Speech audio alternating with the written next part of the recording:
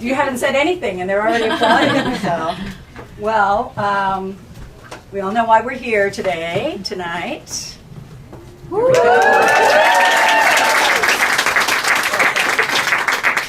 I am Yvonne. I'm here from McNally Jackson Books, and we are so thrilled tonight to have these two amazing authors. We have Amelie Wen Zhao, and of course we have Ivy Marie.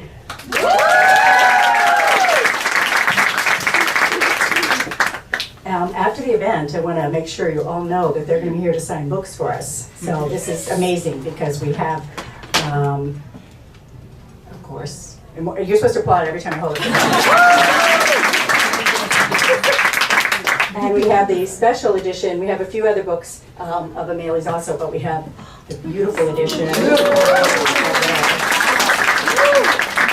they are definitely going to have fun signing with all of you tonight. I'm going to introduce them formally and give you a little idea of their credentials. Ivy Marie was born and raised in Miami to a Peruvian mother and Chilean father, where she acquired a penchant for afternoon cafecitos and developed an all-consuming obsession for books. Her writing ambitions began at her grandparents' computer, where she spent her childhood crafting spooky and fantastical short stories. When she's not writing, you can find her rock climbing or watching atmospheric YouTube videos with her dog, drum roll please, Mr. Darcy. I'm sure. And Amelie Wen Zhao was born in Paris. And you could have pronounced all the French for me. Yeah. Yeah, so was born in Paris and grew up in Beijing, where she spent her days reenacting tales of legendary heroes, ancient kingdoms, and lost magic at her grandmother's courtyard houses. What did we do without grandparents? Well, both of you. In the courtyard house, excuse me. She attended college in the United States and now resides in New York City, working as a finance professional by day and fantasy author by night. Sounds like a subplot for a romantic. Not recommend rom-com. In her spare time, she loves to travel and spend time with her family in China, where she's determined to walk the rivers and lakes of old, just like the practitioners in her novels do. Amelie is the author of the Heir Trilogy, which is amazing, which includes Blood Heir and Red Tigress and Crimson Rain. Also Song of Silver, Flame Like Night, and its sequel, Dark Star Burning, Ash Falls White, and The Scorpion and the Night Blossom. Woo!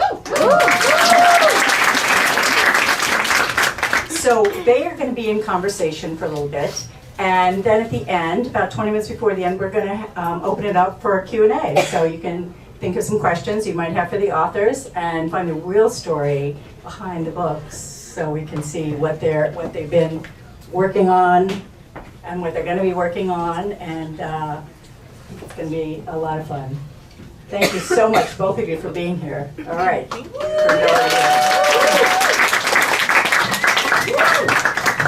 Hello. Thank you. Testing 1, 2, 3. Cool. Hello. Hi everyone. I'm so excited to be here with you. I remember when this book first came across my inbox for, I think, a blurb request, and I was behind, and I was like, oh my god, I only have 3 days left and I'm going to finish this.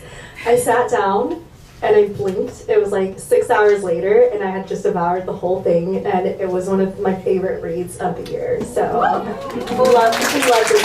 When I got the email that you were going to read it, I was so excited. It's on the back of the book, by the way. Yeah. A masterclass in character and voice. Thank you.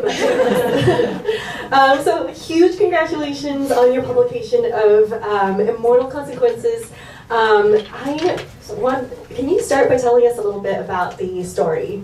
Yeah, I think I've locked down the pitch at this point. Got it. So Immortal Consequences is a dark academia fantasy set at Blackwood Academy, a magical boarding school in the afterlife. And there, readers will follow 6 teens as they compete for the decennial, which is a once-in-a-decade celebration that consists of 4 magical trials. Whoever passes those trials and wins the decennial is awarded with a choice. They can either cross over to the other side and put their soul to rest, or they can join the magical elite known as the Ascended, but stay trapped in purgatory forever. Yeah.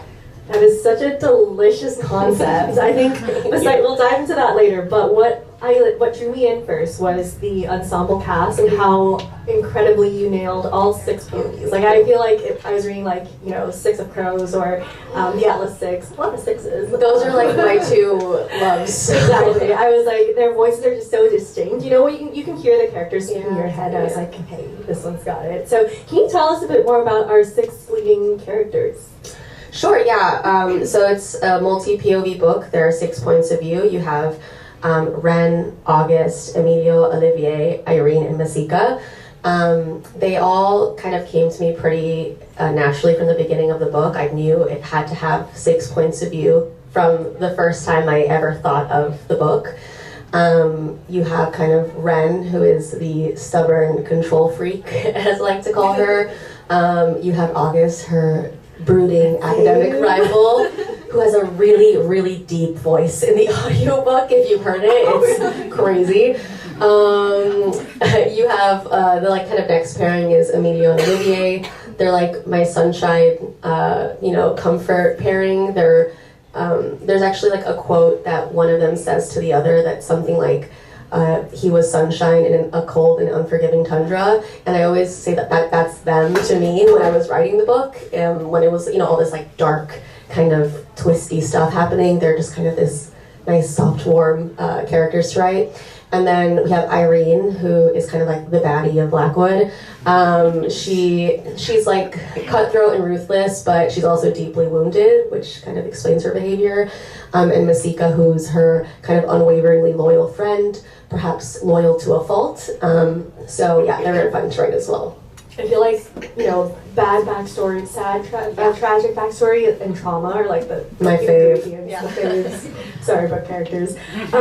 How did you go about crafting such compelling and unique backstories for them and voices as well? Like, I felt like we were like unraveling each of them as we went through the book and through the afterlife with them to kind of see who they were at their cores. And a lot of them, like Ren and August, got on each other's nerves. Yeah. But you slowly peel back the layers and it's like... Yeah. So I'm very much a discovery writer, which I know sometimes scares people, especially plotters. I don't know, are you a plotter or a pantser? Both. You're both? Okay. I could lean towards. So basically there's like usually 2 forms of writers. A plotter, who is someone who meticulously plots and outlines, and a pantser who just like goes for it and writes. I like to think I'm like a discovery writer, which is kind of maybe what you're saying too. So usually the first like 20 to 30K, I just write completely based off vibes. I have no outline whatsoever. But that's how I meet my characters and how I discover their voices. So I personally don't think like I'd be able to naturally discover who each character is if I didn't do that. That's just kind of my way of uncovering who they are and just letting them, you know, interact with one another and interact with the page and interact with me. And then once I have that 20 to 30K, that's usually when I go back and outline, and I do create a plot, because unfortunately it can't just be like 500 pages of character banter and like vibes. Yeah, you know, it could, but you do need some plot. So that's usually when I go back and make up and kind of do the outline and have like the beats and all of that. But that's usually how I do find voice, is just letting myself free write and like have that opportunity to just, you know, be creative and meet my characters. I'm so curious, do they like walk into your head like fully formed, or like their appearances and... I mean, it depends. For these, weirdly, yes. I think I've always had the 6 of them very clear from the beginning. I don't think it happens with every book idea that I've had, but for this one in particular, the 6 of them are very, very clear. I do think in the scenes where the 6 of them are all together and interacting with one another, that's also when I feel like I learn a little bit more about their personalities, because my favorite thing is like when something happens in the book and then all 6 of them react differently, because that's really when you see like their motivations and their desires, like, you know, displayed on the page, is when, you know, something kind of scary happens without giving a spoiler, and all 6 of them react differently, not only with each other but internally in like their monologues within their POV. I feel like if you think about it, like authors are a little bit insane. Like we just have characters talking to us in our heads all day, and we build careers out of that. I know, and I always used to like roll my eyes when authors would be like, the characters just took over and like they did something I didn't expect. But like they really do that. Like they're like their own people sometimes, and I'm like, why did they just say that, or why did they just do that, even though I wrote it, you know? But it still feels like they kind of take control sometimes. Yeah. Did you have a favorite character to write, or one that you most resonated with? Well, I love them all equally, obviously. I can't pick a favorite child. But I will say Emilio is like my low-key self-insert character, because he's just like, I mean, I always say he reacts like a normal human being would react in being thrust into a dangerous competition in the afterlife. Like, he's basically like on the fetal position freaking out the entire time. And I'm like, same. Like, that's what I would do. I wouldn't be like, yeah, I got this, you know? As much as I would love to think that I would. So he's my favorite in the sense that I just kind of relate to him. But, you know, they each had their own kind of fun thing about them. Who was the hardest to write? I would say August, just primarily. Really? Yeah, so, I mean, he was fun to write, but he has a lot of secrets. So I had to be really aware of those secrets as I was writing, and I wanted to give enough information that the readers felt connected to him, but not give too much away that, you know, his secrets became obvious. Because as a reader, I like being able to put together what those plot twists and what those secrets might be, but it has to be like just the right amount of crumbs, you know? You don't want it to be too much. So having that like kind of that balancing act throughout the entire book was a little bit of a challenge, even though he's obviously like really fun to write. Yeah, so that was kind of the thing I had to constantly be thinking of when I was writing him. I'm just like so impressed that you did this like 20-30K of no plot, just vibes, and you're able to thread in all the crumbs and the secrets. Like, I know thriller writers that use Excel, which I cannot do, but that's too much for me. That would hurt my head. I need like a blank word page and that's it. Like, I can't even do Scrivener. Like, that's just not. You don't use Scrivener? No, I can't. Scrivener is like a writing app that a lot of authors use, and it's really cool and has a lot of features, but I get really overstimulated when I look at it. There's just like too many buttons. I'm like, I just want words in a blank page. Fair. I know. I do want to ask about like the inspiration behind Blackwood Academy. It's so unique, like a school in the afterlife, and is it purgatory, right? How did you come up with that? Like, what inspired it? I mean, there's like a few parts. One, I thought it sounded really cool, honestly. I was like, it's like something I would want to read. So I always wanted to write the book that I would have wanted to read as a teen, and honestly now. But also I wanted to kind of create a setting that felt very claustrophobic, and like not only the readers trapped there, but the characters are trapped there. Like, it just has that like kind of liminal transient bubble feeling. And I'm originally from Miami, but I spent a very shocking winter in Boston once when I first moved there. And I remember like walking, it was like right before a blizzard or something, and I was walking and like, you know, like among like the ivy drenched campuses, and it was nighttime and it was cold, and it felt very like isolating and scary, but at the same time ethereal and beautiful. And so like whatever that feeling was, I wanted to find a way to like encapsulate it and put it into a setting. So I felt like, you know, Gothic Academy in the afterlife very much gave those vibes. So yeah, that was kind of like the combo of how the idea came to my head. I love that. How did you think about like all the, you know, I don't think this is a spoiler, but the forgetting. Yeah. You know, the decennial. How did you find out like in the first 5 pages? Exactly. So how did all of that, all those concepts come to you, and how did you just craft them into such a compelling story? Well, that's a good question. So the decennial was always part of the story from the beginning. That's the competition that the students are vying for. But the forgetting, which is basically the students at Blackwood Academy, if they've been there for too long, they begin to forget their old lives and who they were when they were alive. And once they completely forget who they were, they basically transition to full-time reapers of lost souls. And they're sent to this like liminal passageway for the rest of eternity. And it's really sad, and they don't know who they are anymore, and they're basically just forced to live there forever. That actually didn't exist in the first few drafts. Yeah.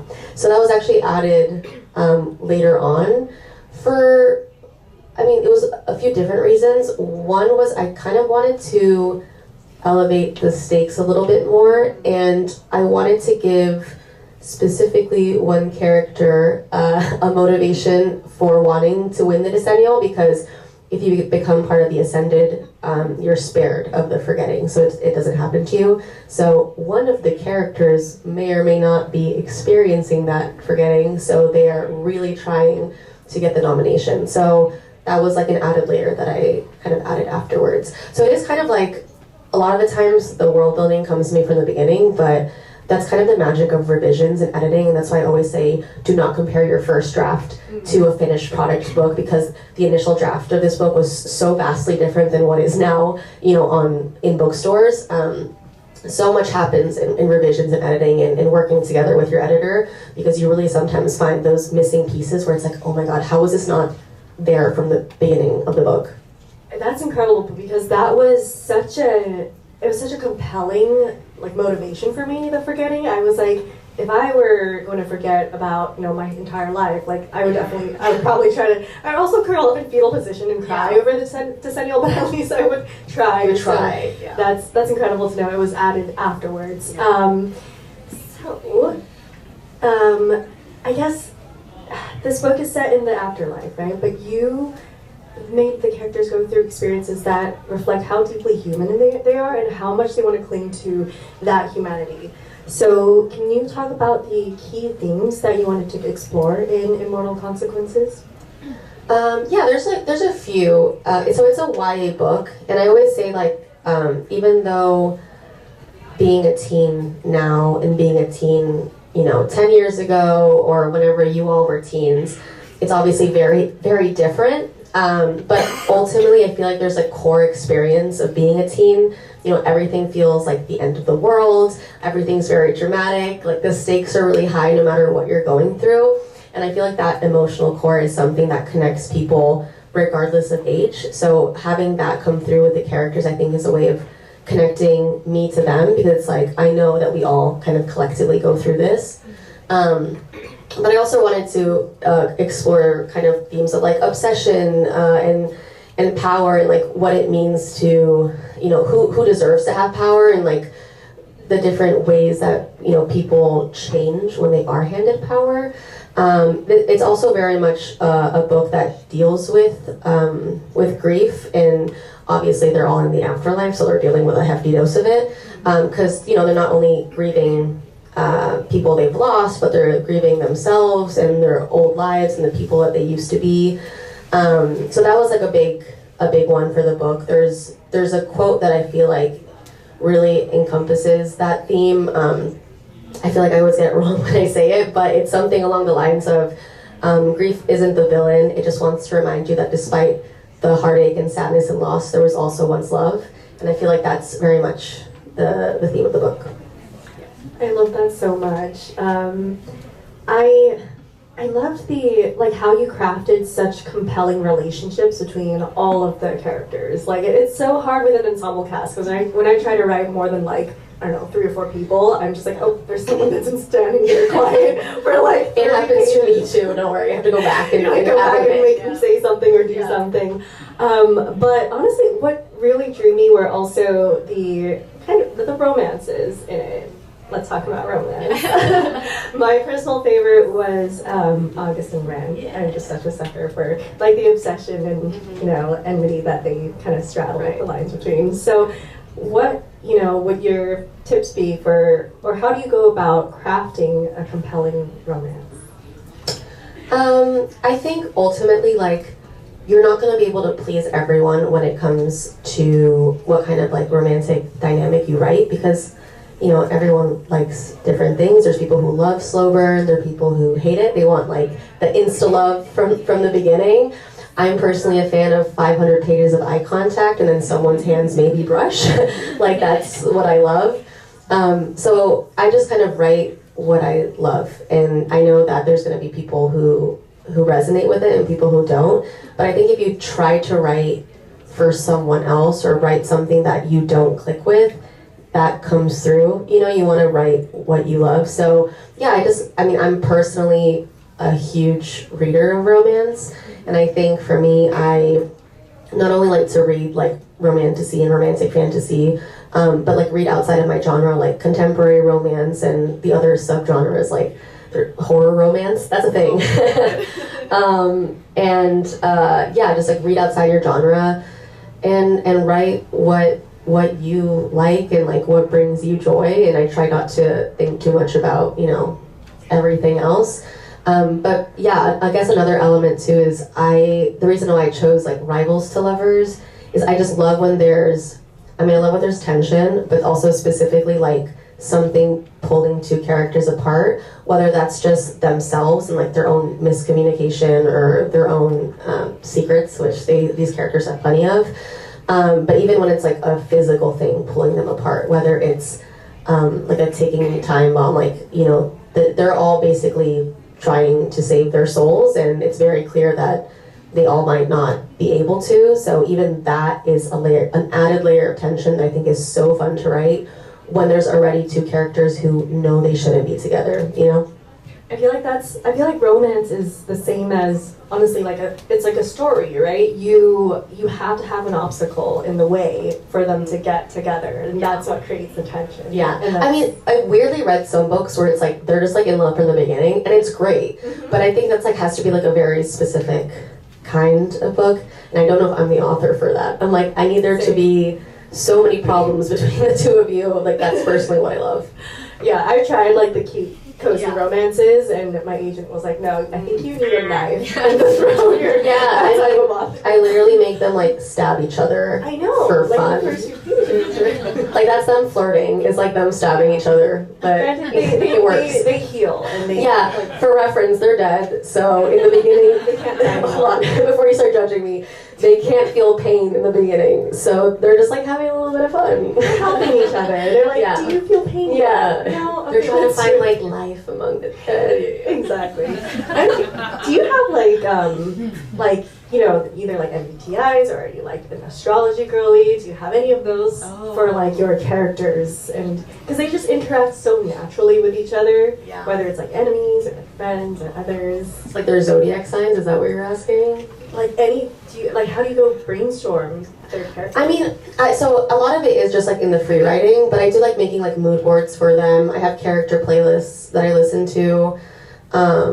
But yeah, I feel like I mainly get their personalities in the scenes where like I write all 6 of them together. I had quite a few scenes that I just kind of wrote of the 6 of them together that didn't make it into the book, but that was just me kind of learning who they were, learning how they would react to things, how they would react to each other, just like their overall dynamic.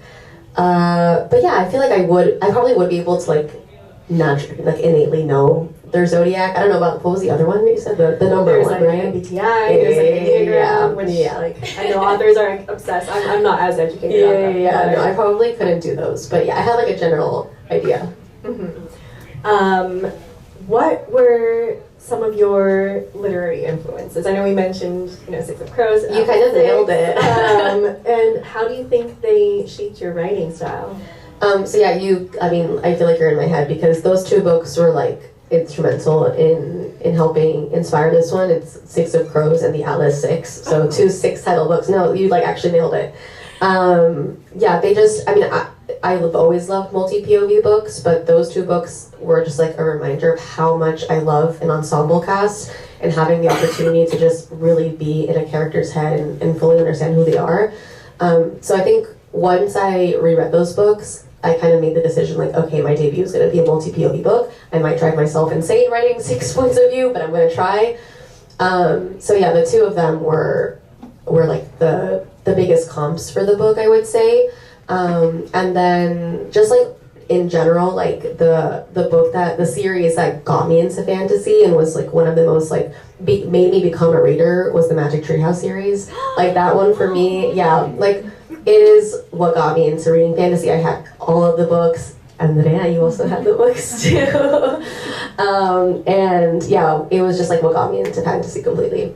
Oh my god, I totally have those as well. Like I literally learned reading English from some fantasy books back when I was like in elementary school. So Definitely feel that. I want to talk about Blackwood Academy and like your writing process. I feel like Blackwood itself was just such a character, like one of the main characters, honestly, that forces them into terrible situations. What comes to you first? Is it the setting? Is it the characters? Is it the plot? How do you go about creating this from all of them? I feel like it depends always on the story. I feel like sometimes it'll change. For Immortal Consequences, I would say it was a combo of Blackwood as a school and the characters, because the 6 of them were just like immediately in my head, I could see them. But like you were saying, it's almost like Blackwood is a character itself. Like the school very much feels sentient. It's like constantly changing, like at night, like this like mysterious fog comes out of nowhere. There's like a silver glow in the sky. There's like ivy that crawls and grows over the buildings. So there is like this weird sentient feeling to it, and I wanted it to feel that way. I wanted it to feel like basically there was someone always watching the characters, even if it was the school itself. And yeah, like the school, I'm trying like not to give something away, but it the school like reacts to things and creates obstacles for the characters, and I really wanted that I wanted the reader to almost feel scared of the book of the school in a way, because it's like unpredictable in the way it reacts and changes. So yeah, I would say it was like the school and the characters together that came to me first. Yeah, I feel like honestly, I would love to read about it, but I wouldn't want to be at the academy. I know, someone asked me that the other day. They're like, would you visit? And I'm like, I'd visit. Like, if I could go, like, really quickly for 5 minutes for a tour and then dip. Right. But, like, I don't want to... college visit. And yeah, it's like, no. You kind of have to die to enroll, so that's not really something I'm looking forward to. But I love to visit really quickly and then leave. Whenever we get those questions about like, oh, like if you had to jump into one of your books, which would it be? And I'm like, I wish I wrote cozy fantasy. Yeah, I'm like a cottage, you know, all mine are bloody. And not an ideal environment to be in, honestly. Do you have any rituals that you go by? Like, what does your writing day look like? Well, I try to write in my office because I have an office, but I rarely do. I mean, it's like I'm surrounded by books, and I try to like light a candle and have like a cup of tea and, you know, play some classical music and make it really cozy. And I do try to write in that environment, but honestly, I find I get really distracted at home by myself. So I find to be more successful when I go to a coffee shop with a friend. I usually write with Veronica, my fellow Delacorte author friend. And I just really love having like an accountability partner. And we usually do like 25-minute writing sprints, 5-minute yap break. Well, actually we do like 30 minutes of chisme first, and then we get into writing. So yeah, for me that is like how I write. I need like someone there with me. I need to feel like there's eyes watching me, being like shaming me if I'm not writing. So yeah. I'm so curious to hear about like, is Veronica more productive? But we'll save that for we like low-key like have like we're both I think a little competitive, so we'll be like, how much did you write at the end of 25 minutes? So I think that actually helps. It's like a playful competition, you know. Good. Not like the decennial. Can you tell us about your journey as a debut author? Like whether you had any favorite moments or any surprises along the way? Yeah, I mean, it was kind of crazy, honestly, and there's been many things that are like good surprises and bad surprises, you know. I think that's just being an author, as we know, like publishing is a lot of highs and lows, and it's a bit of a roller coaster. I mean, like some of my favorite parts has just been being able to connect with readers. You know, when I started posting videos online, I didn't really think anything of it. I was just trying to foster a sense of community with readers as early as I could.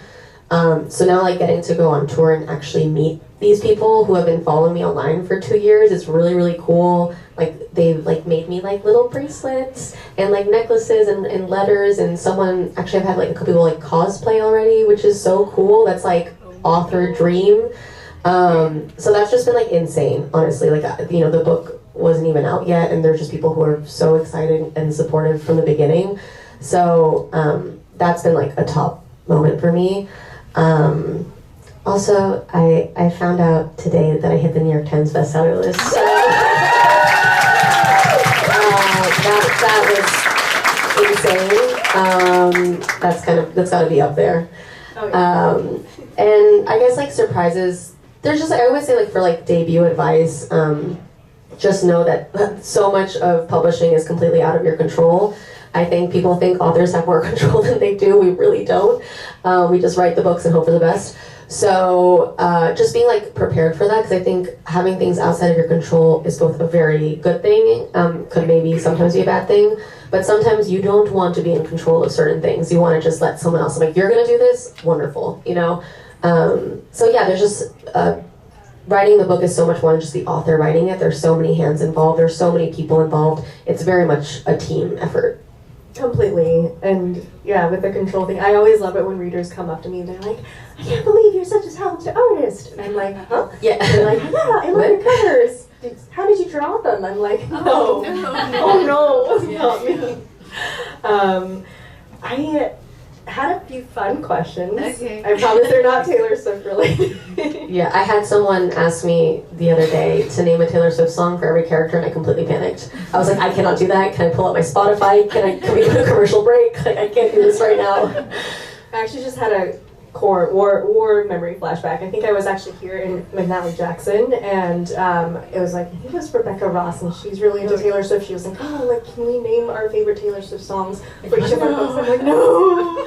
And I did pull up my Spotify. I wouldn't need, like, I could do it if I like sat down and like looked. Thought about but it, yeah. On the spot, I was panicking. On the spot, I feel like it's an author. I'm just like, this is why I'm an author. Like, on the spot, I will not come up with something. Yeah. But, like, I'll dream about it for like 10 more months. Let me and then I'll brainstorm. come up with the perfect reply to you. Yeah. So, okay, rapid fire. Which character would you partner with in a school project? Oh, Ren. Yeah, she did. Even though she might be a little... Yeah, she might want to be completely in control of the project, but you know what? Go for it, girl. Like, you're going to do a good job, so I trust her. Which character would you most want to hang out with for a day? I feel like I'm torn between Emilio and Olivier. I feel like I want to just like hang out with Emilio and give him a hug and like make cookies with him and like give him a hug and just be with him, you know? But I feel like Olivier would be so fun. Like, we'd just party and go out, you know? So I feel like the two of them. I go with both of them. I feel like that would be fun. Yeah, I think I'd choose both of them, but otherwise Olivier. Yeah. This is so fun. What about which character would you least want to hang out with? This is a tough one. I love her so much, but I'm so scared of her. It would be Irene. I think she's like such a badass but also like very, very mean. Just because, you know, at first you have to like she's like, you know, she has problems. She's been through a lot. But I think she would bully me. So I probably not want to hang out with her. I feel like mine might be August. Like, he's like, you're reading a book and you're like, oh, he's so witty and so like cool, you know? But in real life, you're like, that's me. Yeah, I'd be like, why is this guy like giving me the side eye and being like super snarky the whole so time? Harsh. And then I guess you kind of answered this, but do you think you survived Blackwood Academy and passed the deciding? No. I think I would either I would lose in the first trial immediately because there's like horrifying, scary monsters in a maze, and yeah, I'm out like immediately. I also just don't think I'd be nominated. I would definitely not be good enough to be nominated at all. So yeah, no. That's literally like me. Like when my husband plays like video games and there's like some kind of war, whatever, like New York City's been overtaken by something, and he's like, oh, like, would you survive in this? And I'd be like, I'd call 911. He's like, but you are 911. I'm like, no. I would die. Last question, and then we'll open up to audience questions. But what are you working on next? Is there a sequel? Are there secret projects that you can hint at? So there's definitely a sequel. It's a duology, so it ends after the second book. I finished writing the sequel. So it's off to copy edits now, which is very exciting. Yeah, so it's like kind of out of my hands, but I still have to do copy edits. So yeah, that's exciting. I think basically this book is you're very much trapped in Blackwood. It doesn't leave the school. In the sequel, you get to venture outside of the gates of Blackwood to the outskirts of Purgatory. So that's very exciting. It was very exciting as a writer. So I was like, I'm scared. it is also very scary. There's a lot of dangers lurking out there. So that's the sequel. And then, yeah, maybe there's other secret projects that are happening that I can't really say anything about. But YA, that's all I can say. More YA. I'm so excited. I'm gonna badger you then. And I think we're right on time. Yeah. Yeah, we'll open to audience questions. Who has the, Swati has the mic there. She's gonna hand you the mic, so we can all hear your question. Thanks. Hi, congratulations! Thank you. One of the things that's so cool about Six Code POV books is seeing the interactions between not sort of the main pairing, so not just August and Ren, but maybe August and another character, Ren and another character. Did you have a favorite pairing to write outside of those three main pairings? Yeah, it's actually like my favorite too, when it's like the pairing you didn't even think of that interact in a chapter. I loved, there's like one chapter in the middle that honestly, I don't want to say it serves no purpose because it sounds bad, but I really just wanted to write the two of them together, was August and Olivier. And they're like kind of just like flirting the whole time, but it's just like a really, really fun scene to write. So yeah, that was like my secret, just like, I just really want to write this chapter, so I'm going to add this here. And then, without giving too much away, Emilio, Olivier, and Masika become closer throughout the book. And them in particular in the sequel is really, really fun to write. So yeah, I would say them. Oh, great. Back there. Speaking of the 6-character POV, I think that's very smart when we think about television and film. So have you considered like, as you were writing and kind of dreaming up like TV shows, movies I would love to watch? So you thought about it? Yeah. So like, just like kind of visions for it, like what I would hope for it. Yeah. I mean, we're seeing what's out there. I think that would be the goal. Obviously, I would love to see this come to life in some way. I'm personally a fan of when books like movie, TV, film adaptations have like completely kind of new actors as the characters. I think that's really fun because I can really just see them as the characters as opposed to the actors themselves. And then usually you can do like one like kind of celebrity for one of the characters, like the headmaster can be someone kind of well known. But yeah, I mean that would be like the dream. So we're working on it. We'll see. Oh, over here. Hi, Ivan Marie. Hi, Nico. Congrats. Thanks. This is awesome. So as AI becomes very invasive in so many industries, especially the creative Sorry, we industries. have to turn the mic off now. No, and this is maybe a question completely out of ignorance. Sure, because I don't sure. know the author space as well, but it's clearly touching a lot of the industries that we work with. How do authors either work against AI, seeing it as a massive threat in such a creative human industry, or perhaps something that might be able to help a creative process? No, I mean, it's a good question. It's I personally like I feel like, yeah, me pongo colas. I feel like ultimately, like, for the most part, the publishing industry, I mean, you can tell me if you have a different opinion or if you have had a different experience, has had a pretty good at like putting up parameters so that AI doesn't infringe on our work for the most part. I think a lot of, at least what my team has been fighting for, is like language and contracts that will protect you from AI. I know this is ultimately people are going to have different opinions on it, so I will always believe that there's nothing that can write a book like a human can and put that kind of heart into it. So, so yeah, like, it's obviously scary, but I'm hopeful that the industry will continue to make the right choices when it comes to it.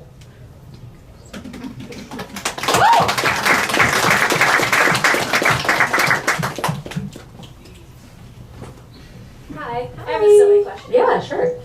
So in the book, every character character gets their own uniform based on their personality, Yeah. what would be your uniform? Oh my god. How have I never thought of this before? But that's such a good question. I'm just trying to think of like what I wear every day. It would probably, I mean, it'd be like really boring, I think, unfortunately. Like I'd like to think it'd be this, you know, like black dress, knee-high boots, but like maybe for Blackwood it would be that, because that's like my idealized version of myself. But if not, it'd probably be like jeans, boots, and like a white shirt. But yeah, hopefully in like my ideal version, it'd be this every day. Yeah, and I'd be really comfortable the entire time.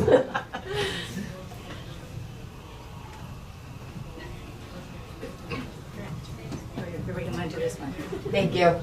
Congratulations. I'm so Thank proud of you. you. I know what a dream come true this is for you. Thank you. I know that you alluded a bit before. She asked you what your favorite part about, being what surprised you the most being a first-time published author. What was your favorite part of the actual writing process itself? Like, forget about the publisher. What part of actually writing the book did you like the most?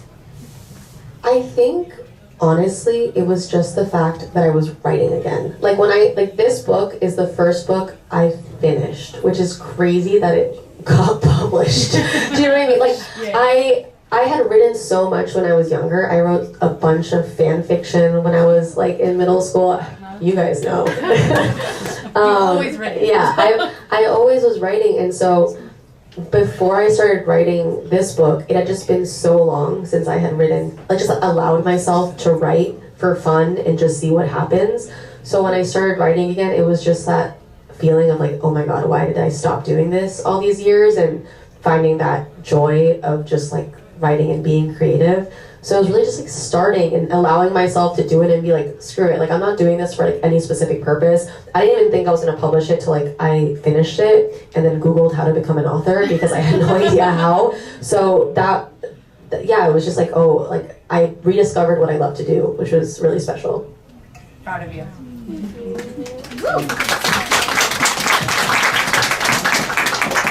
We have time for a couple more questions. Yes? Oh, there you go. Congratulations. Thank you. So obviously the book is great. It's also beautiful. Foil, sprayed edges. Do you want to talk about how you like got the artwork to be what it is now? Sure. So authors it varies like how much control you have over the cover. So some people have very little control and some people, it just depends like on the language in your contract. I was very lucky that my team was very collaborative throughout the whole process. So we basically, I sent my editor, Lydia, somewhere, who, I don't know where she is. There she is. My incredible editor, Lydia, by the way, who's not over there. Literally could not have written this book without her. I sent her a very scary, like 20-page PowerPoint presentation. I was like, this is the vibes for the cover. I think she asked for like a single document. I sent a 20-page PowerPoint. And she went back to the design team. They came up with some ideas. And that's kind of when you start reaching out to different artists. We actually had an original artist who I absolutely loved. But the cover she gave didn't really give the vibe that we were looking for the book. So we ended up passing, and I kind of panicked at that point because I was like, oh no, what's my cover gonna be? Like I thought it was gonna be this person, so that was a little scary. But then we found this artist who is just, he's incredible. His work is amazing. And yeah, so you start off with like a sketch, and then you usually like approve from there. But yeah, my team was very collaborative from the beginning, so I was very lucky in that sense. I have a quick question. What? Sure. How did you arrive at your title? Immortal Consequences? Oh yeah. So basically the original title, it's gone through 3 different titles. The original title is actually now the series title, which I think is really cool. It was originally called the Souls of Blackwood Academy, and that's now the series title, which is really cool. So it stayed in a way.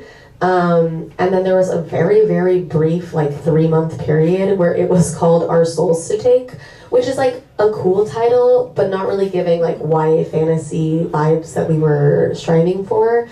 And then we just kind of brainstormed for a week, and I think Lydia, we're doing like back and forth like a million different different things, and Lydia sent over Immortal Consequences, and as soon as I read it, I was like, yes, like that's the one.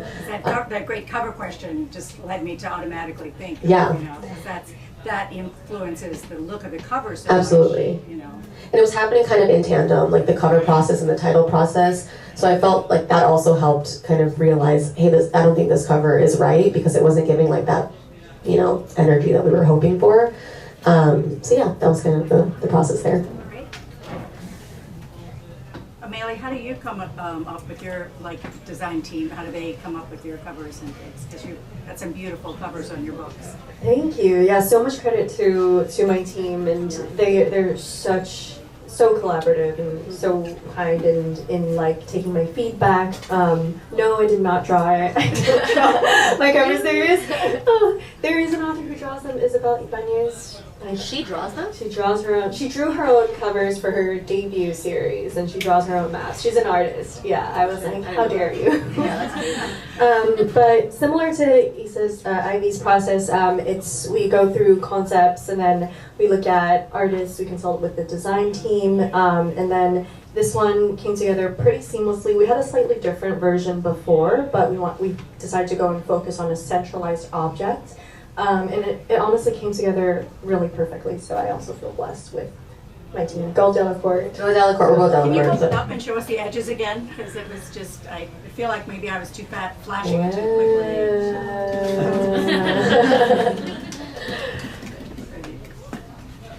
Do we have any other questions? One over there? So congratulations again for making the Friend of New the York Times family. bestseller Yeah. list. Thank you. Now that you've accomplished such a lofty goal, what are your goals coming up? Oh, I want to sleep for 2 weeks. Yeah, I mean, we have the couple more stops on the tour, and then I would like to nap for 2 weeks and pet Mr. Darcy and give him lots of love. And yeah, that's kind of it. And working on maybe other things that I'm writing. So we'll see. Great question, Joshua. Yes. Go for it. Let's see. Use your diaphragm. Hello, Ivy Marie. Hi.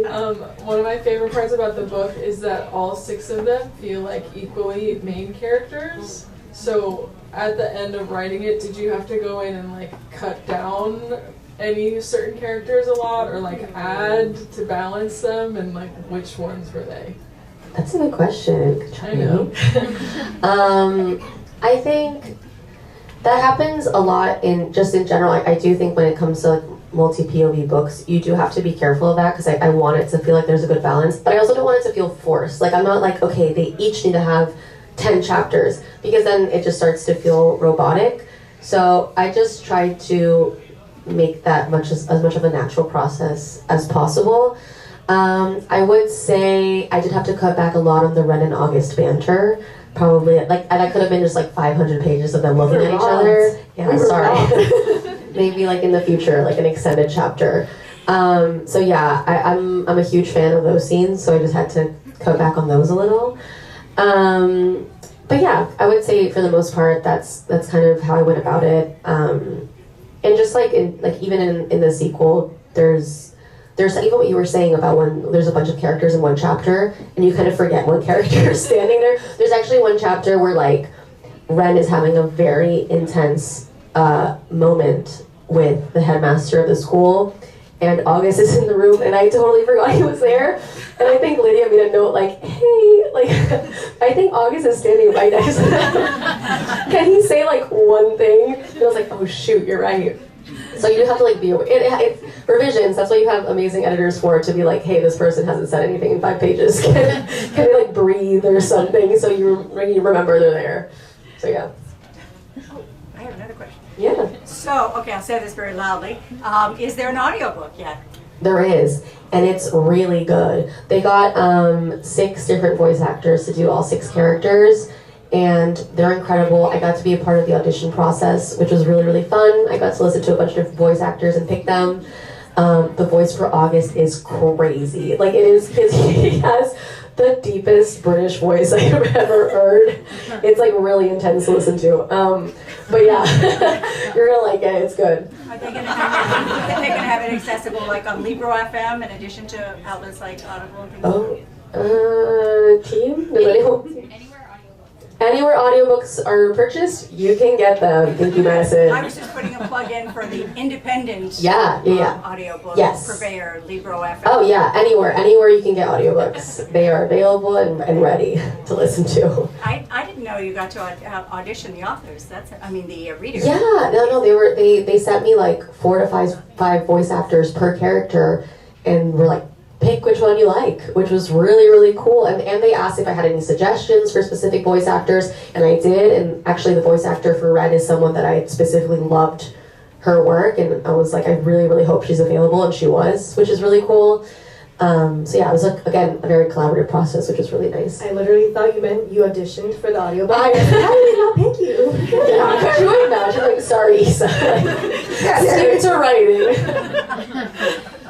I'm gonna have to check out the audiobook for August. So I'm so intrigued. Amazing.